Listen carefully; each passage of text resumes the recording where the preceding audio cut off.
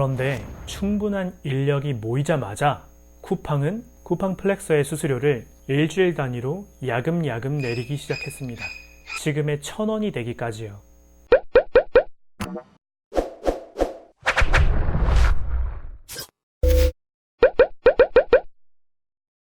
여러분 안녕하세요. 금융스토리텔러 양PD입니다. 최근 유튜브에서 쿠팡 플렉스 후기를 올리는 유튜버들이 많아졌는데요. 영상들을 보다가 몇 가지 불편한 부분들이 있어서 오늘은 쿠팡 플렉스에 대해서 얘기해보고자 합니다. 여러분들께서 자주 사용하시는 쿠팡의 로켓 프레시 배송은 밤 12시 전에만 주문하면 이 길 오전 7시까지 모든 배송이 완료되는 총알 배송 서비스입니다. 심지어 기사가 현관문 앞에 택배를 놓고 가기 때문에 새벽 배송 때문에 잠에서 깨서 문을 열어줄 필요조차 없죠. 그래서 로켓 프레시가 나온 이후에 마트로 잘 안 나가는 사람도 있습니다.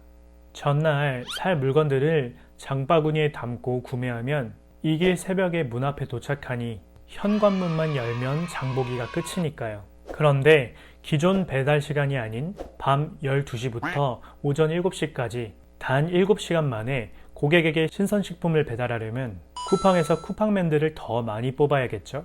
만약 인원 충원 없이 기존 인원들만으로 배달을 한다면 부족한 인원이 새벽까지 노동을 해야 하니 배달원들이 참 힘들 수 있겠다 이렇게 생각하셨을 겁니다. 사실 쿠팡은 이 새벽 배송 서비스를 위해서 공유경제형 일자리인 쿠팡 플렉스를 고안해냈습니다.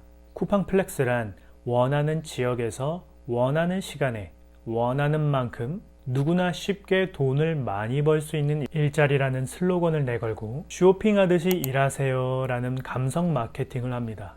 그렇게 자가용을 보유한 일반인들을 대상으로 쿠팡 플렉서 아르바이트를 모집했어요. 정말 광고대로 시스템이 완벽하다면 쿠팡은 고객에게 손쉽게 새벽 배송 서비스를 제공할 수 있고 쿠팡 플렉서는 자신이 일하는 만큼 돈을 벌 수 있으니 서로 윈윈하는 구조가 될 수 있었을 겁니다. 그러나 시간이 지나자 처음 공약과는 다르게 변질된 부분이 너무나도 많아졌고 구조적으로도 미흡한 부분이 많이 발견되었습니다. 장점만 강조되어서 쉽사리 보지 못했던 쿠팡 플렉스의 어두운 면, 저는 이 부분을 함께 주목해봤으면 합니다. 모두의 금융 쿠팡 플렉스의 처음 배달 단가는 한 건당 3,000원 정도로 1시간에 25,000원을 벌 수 있다 라는 광고를 했고 이 정보를 듣고 실제로 많은 사람들이 신청을 했습니다.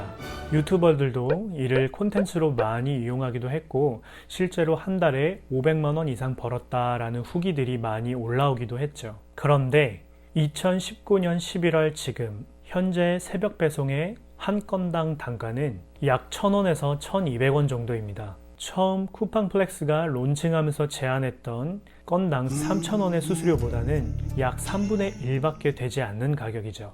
수수료 가격이 왜 이렇게 낮아졌을까요? 여러분들은 알고 계시나요? 쿠팡은 사업 초기에 높은 수수료로 인력들을 유인했습니다. 그러자 유튜브와 여러 플랫폼에서 홍보의 효과가 나타났고 쿠팡 플렉스는 돈이 된다라는 인식이 확산됨으로써 금세 사람이 모여 거대한 인력 풀이 생기게 되었습니다. 쿠팡 플렉서는 불과 1년 만에 쿠팡에서 직접 고용한 쿠팡맨의 인원을 넘어섰고 이를 통해 쿠팡은 쿠팡맨 대신 안정적인 대체 인력들을 확보하게 되었습니다. 그런데 충분한 인력이 모이자마자 쿠팡은 쿠팡 플렉서의 수수료를 일주일 단위로 야금야금 내리기 시작했습니다. 지금의 1,000원이 되기까지요. 이 전략은 어디서 많이 보던 전략입니다. 예전 과거 유럽에서 자본가가 공장에 노동자를 모집하려고 처음에는 많은 임금을 주었다가 어느 정도 공장 인력 풀이 모인 다음에 저 임금, 장시간의 노동체제로 전환했던 전략과 매우 유사합니다. 현재 쿠팡 플렉서들은 예전보다 훨씬 더 많은 시간을 노동함에도 불구하고 수익을 예전보다 덜 가져가게 됩니다. 당연히 불만이 생길 수밖에 없지만 쿠팡은 이미 대체 인력을 많이 확보하고 있기 때문에 노동자가 예전만큼의 수익을 포기하고 억지로 일하는 수밖에 없습니다. 너가 하기 싫으면 나가라. 너 말고도 일하고 싶은 다른 인원들이 많다. 이런 식으로 전개가 되는 거죠.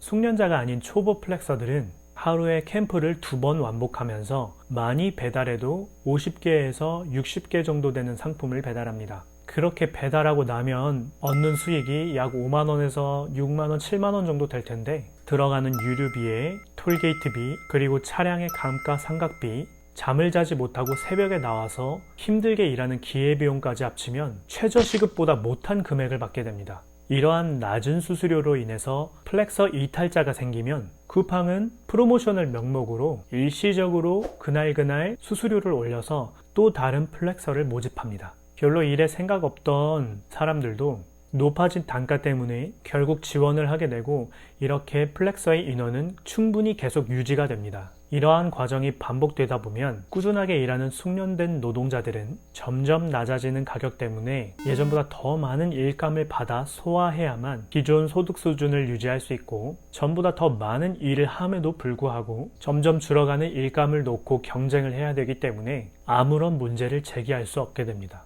쿠팡 플렉스, 이래도 할만한가요? 그런데 수수료의 인하만 문제가 되는 것은 아닙니다. 노동의 조건 또한 최악입니다. 쿠팡은 쿠팡 플렉서를 정식으로 고용한 것이 아닙니다. 때문에 노동자로서 대우해 줄 필요도 없습니다. 쿠팡 플렉서의 신분은 근로자가 아닌 쿠팡의 배송 업무를 위탁받은 개인 배송 사업자이기 때문에 4대 보험은 물론 개인 보험도 적용받지 못합니다. 때문에 배송 중 일어나는 모든 사고에 대해서는 개인이 책임을 지고 사고에 대한 산재 처리나 개인의 자차 보험이 있더라도 처리가 불가합니다. 그런데 그것을 모르고 업무를 하시는 분들도 있습니다. 푼돈을 벌려다가 사고가 나면 한 번에 큰 비용이 지출될 수 있습니다.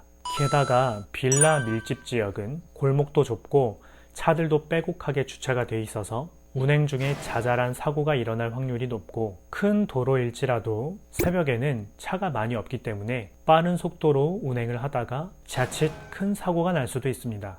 그런데 이렇게 사고가 났는데 보험 처리가 안 된다고요? 정말 난감한 상황이 아닐 수 없습니다. 쿠팡 플렉서들이 배송할 물건을 배정받는 쿠팡 캠프에 가면 지게차들이 물건을 이리저리 운송하느라 바쁩니다. 그런데 그 현장을 통제하는 인원이 따로 없습니다.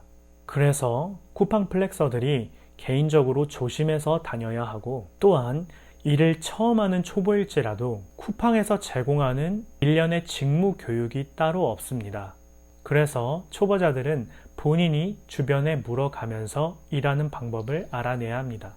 일을 하시면서 쿠팡 플렉서들에게 불리하게 적용되어 있는 환경이 너무나도 많습니다. 그런데 쿠팡은 이런 불합리함을 감성 마케팅으로 포장했습니다. 날씨 좋은 날 드라이브 하듯이 그리고 소풍을 다니듯이 일한다와 같은 쿠팡 플렉스의 광고의 카피는 노동을 마치 나들이같이 느끼게 하는 착시 효과를 일으키는데요. 이렇게 설명하는 과정에서 차량 배송의 위험성이나 노동의 의미를 희석시켰습니다.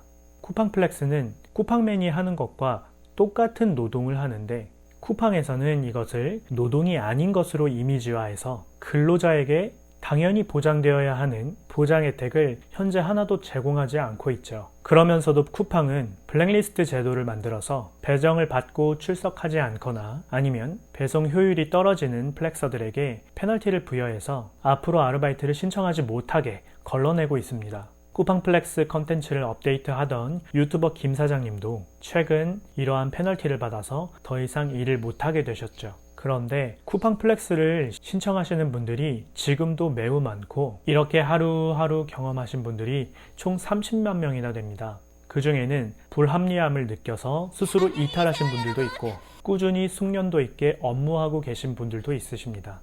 그분들을 위해서라도 이러한 업무 환경이 빠르게 개선이 되어서 쿠팡 플렉서들이 적용받을 수 있는 보험을 쿠팡에서 가입을 해주고 또한 교육이나 안전과 같은 여러 가지 당연히 지켜져야 할 노동 환경이 개선되었으면 하는 마음이 큽니다.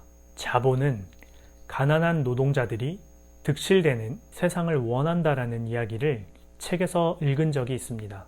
노동자가 가난해야 통제하기 더욱 쉽고 가난할수록 먹고 사는 일에 바빠서 민중들이 결핍에 내몰린다고 합니다. 결핍 상태에 있는 민중들은 먹고 사는 데 바빠서 자신이 당하고 있는 불합리함을 타도하거나 아니면 고칠 생각을 할 수 없게 된다고 합니다. 나라의 경제가 어렵고 사는 게 힘들지만 그러한 환경 가운데서도 본인의 생각을 갖고 자본에 이성적으로 대응할 수 있는 여러분들이 되었으면 좋겠습니다. 이상 여러분들에게 도움이 되는 금융 스토리텔러 양 PD였습니다. 감사합니다.